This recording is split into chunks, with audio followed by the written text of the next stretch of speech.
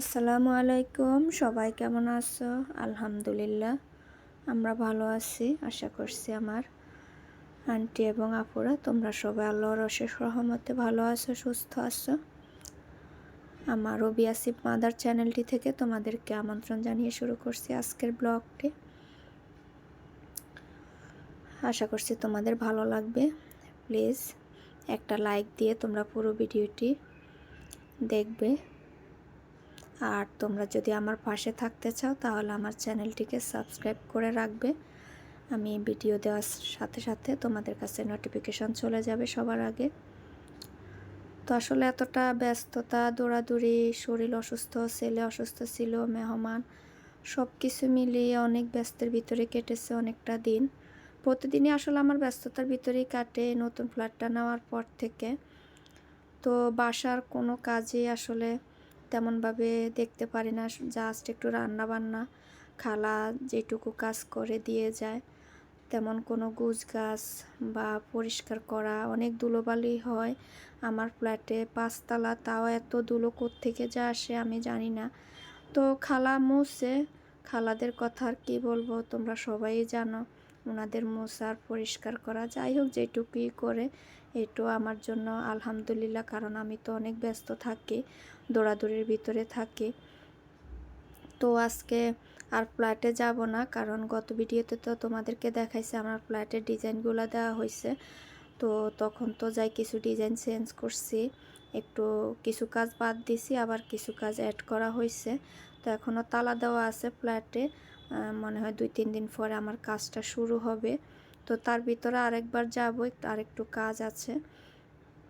তো ভাবলাম আজকে যাতে একটু ফ্রি আছি, শরীরটা মোটামুটি একটু ভালোর দিকেই, তো কাশিটা কমে না, এমনিতে শরীর ভালো। তো ভাবছি যে আজকে একটু নিজের হাতেই আমার, আসলে কি বলবো, এটা হচ্ছে আমার গোডাউন বাসা, আমার ছোট্ট 2 রুমের বাসাতে আমি থাকি। তো যেটুকুই থাকে ওইটাতে একটু গুছগাছ করে ক্লিন করে রাখতে হয়, তাই না? আমরা তো মানুষ বসবাস করি, মানুষ যাতে থাকি তাহলে তো এটা একটু পরিষ্কার করে রাখতে হয়, যতই ছোট হোক আমাদের থাকার বাসা, কিচেন।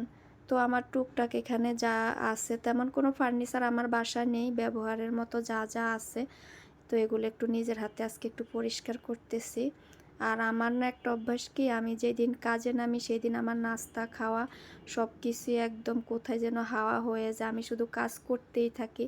এই যে সেই সকাল থেকে আমি মোছা মাছার কাজ শুরু করে দিছি, এখন সকাল 10:30 বাজে, এখনও শেষ হয় না। এ ফাঁকে হ্যাঁ, ছেলেকে নাস্তা দিয়ে দিয়েছি, আমি কিন্তু কিছুই খাইনি। আর আমার কাজে নামলে না আমার কোনো কিছু খেতে ইচ্ছে করে না, তোমাদেরকে আর একবার বলেছি। তো কাজটা শেষ করা হোক, তারপর কিছু একটা খেয়ে নেব, মোছামাছির কাজ শেষ হোক আর কি। তো ছেলের কাছেও একটু যেতে পারি না, শুক্রবারে ওকে দেখে আসছি, শরীরটাও ভালো ছিল না, তেমন একটা সময় কাটাইতে পারি না ছেলের সাথে।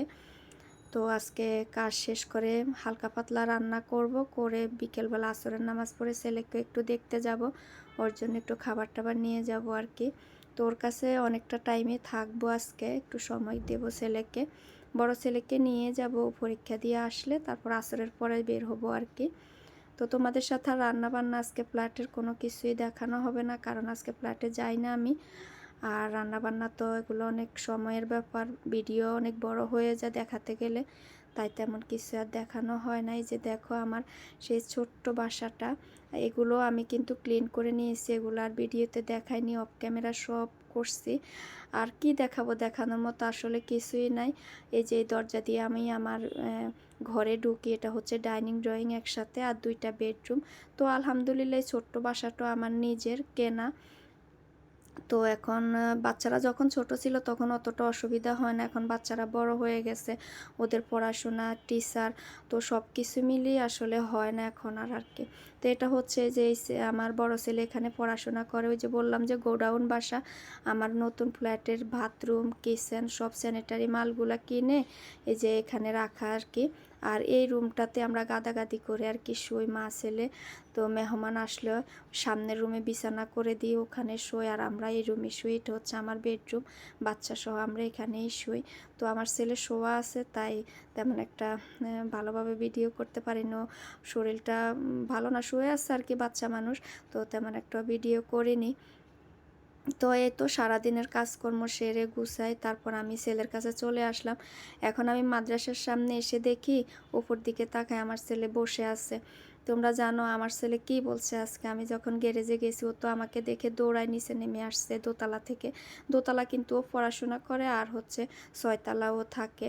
বলতেছে মামুনি আমি কেন জানি আমার মনে হচ্ছে তুমি আসবে। আমি আবার করি কি ওকে বলে যাই না, ওকে ওর সাথে দেখা করতে গেলে আমি না বলে ওর সাথে দেখা করার জন্য চলে যায়। তখন ও ভীষণ খুশি হয়, এতে অনেক খুশি হয় না বলে গেলে আর কি। তো আমি না বলেই যাই।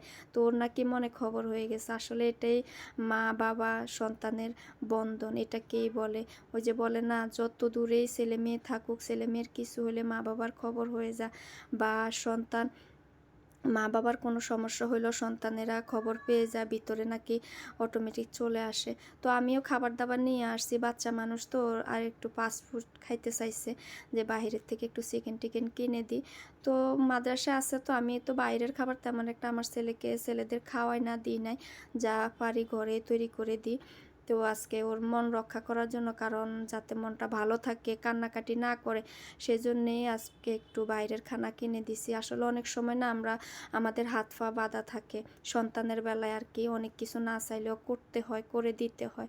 তো যাক, দুই ভাইয়ে মিলে এগুলা খাইছে, অনেকক্ষণ গল্প করছি, ওর বাবার সাথেও ভিডিও কলে কথা বলছে। তো খাওয়া দাওয়া শেষ করে তারপর আমরা আর কি মাগরিবের আজান দিয়ে দেব, ওরও নামাজের টাইম হয়ে যাচ্ছে, আর আমার তো বাসায় যে নামাজ পড়তে হবে। তো জ্যাম না থাকলে বেশিক্ষণ টাইম লাগে না, মাদ্রাসা থেকে 10 মিনিটের রাস্তা, কিন্তু জ্যাম থাকলে 1 থেকে 1.5 ঘন্টা। তো আলহামদুলিল্লাহ আজকে কিন্তু অনেক জ্যাম কম ছিল, যাওয়ার সময় আসার সময় কিন্তু জ্যাম ছিল। তো এই তো আমরা বের হয়ে গেছি, বাসায় চলে যাচ্ছি। এখান থেকে তোমাদের কাছ থেকে বিদায় নিই, তোমরা সবাই ভালো থাকবে। আসসালামু আলাইকুম।